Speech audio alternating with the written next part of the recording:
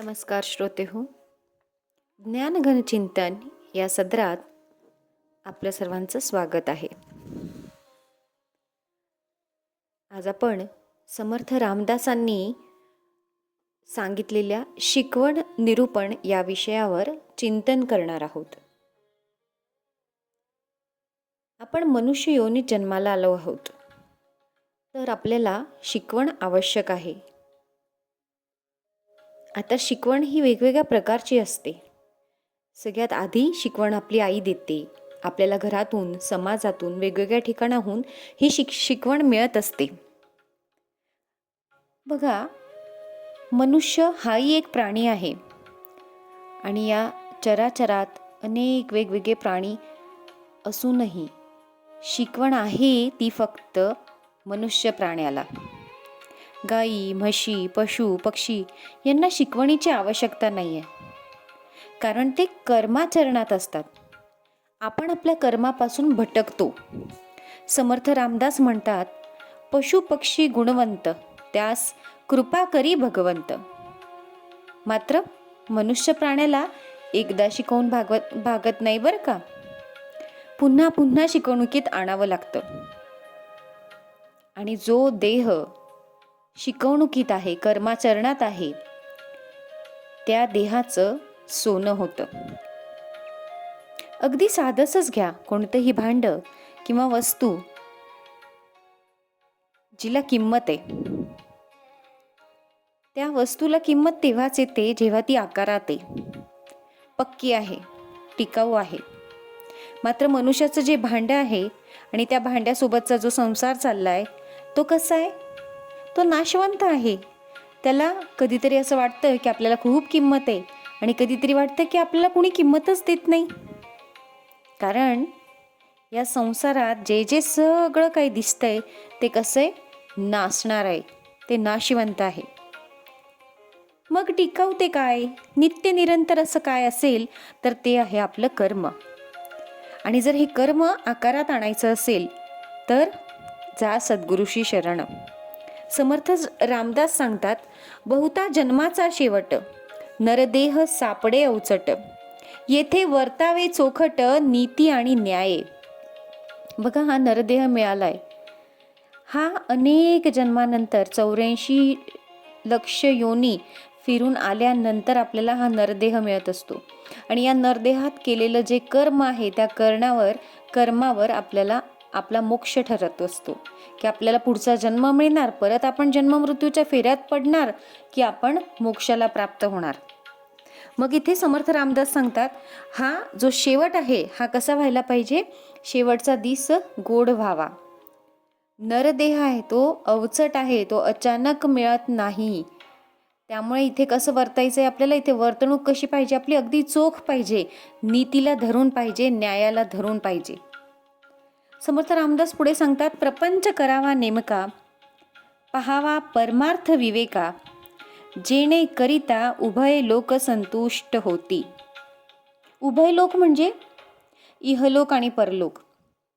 इहलोक म्हणजे आता आपण जिथे आहोत, हा काय आहे? हा इहलोक आहे. आपल्याला इथे दिसतंय सगळं काही, आपल्याला भासतंय, आपल्याला जाणवतंय. पण परलोक तो काय कुणाला दिसलेला नाही.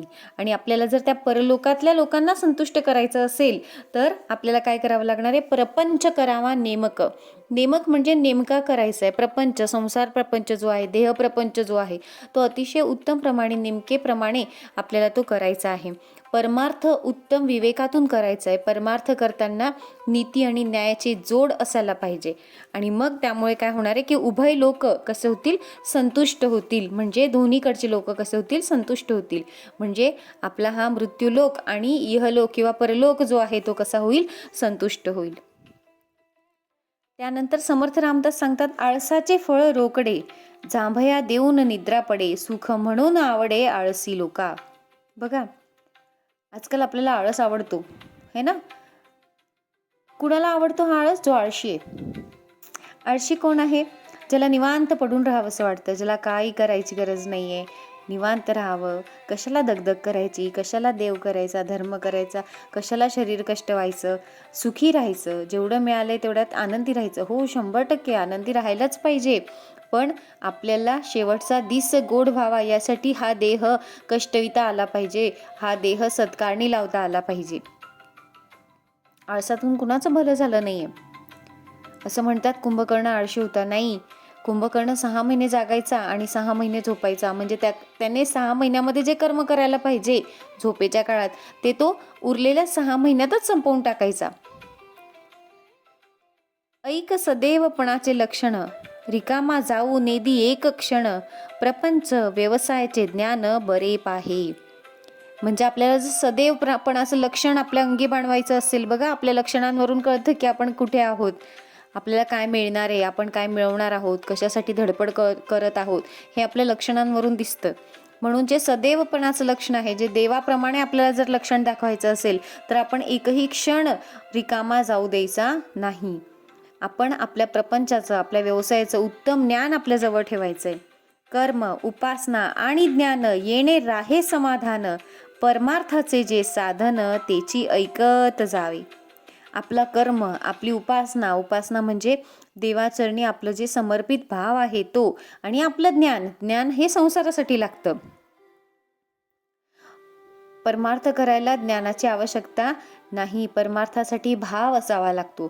जिथे ज्ञान आलं तिथे व्यवहार येतो, पण जिथे भाव आला तिथे निस्वार्थपणा येतो.